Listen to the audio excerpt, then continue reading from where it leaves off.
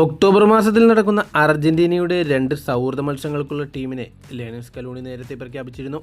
ഇപ്പോഴത്തെ ആ ടീമിലുള്ള താരങ്ങളെല്ലാം തന്നെ അർജന്റീന നാഷണൽ ടീമിൻ്റെ കൂടെ ചേർന്നിരിക്കുന്നു. ഇപ്പോഴത്തെ കഴിഞ്ഞ ദിവസം നൽകിയ ഒരു അഭിമുഖത്തിൽ വെച്ച് ലയണൽ സ്കലോണിയോട് ഒരു ലേഖകൻ ചോദിച്ച ചോദ്യം ഇങ്ങനെയായിരുന്നു: വരാൻ പോകുന്ന 2 മത്സരങ്ങൾക്കുള്ള ടീമിൻ്റെ സാധ്യതാ ലിസ്റ്റ് പറയാമോ എന്ന്. ഉടൻ തന്നെ ലയണൽ സ്കലോണി അതിന് മറുപടി പറഞ്ഞത് ഇങ്ങനെ: കുറച്ച് പുതുമുഖ താരങ്ങളെ ഈ തവണ ടീമിൽ ഉൾപ്പെടുത്തിയിട്ടുണ്ട്.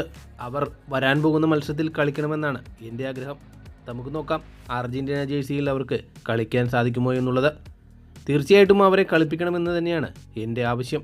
പക്ഷേ ആ സമയത്തുള്ള ടീമിലെ വ്യത്യാസങ്ങളനുസരിച്ച് ചിലപ്പോൾ ടീമിൽ മാറ്റം വന്നേക്കാം. എന്നിരുന്നാലും ആ സൗഹൃദ മത്സരങ്ങളെ ഞങ്ങൾ സൗഹൃദ മത്സരമായിട്ടല്ല കാണുന്നത്.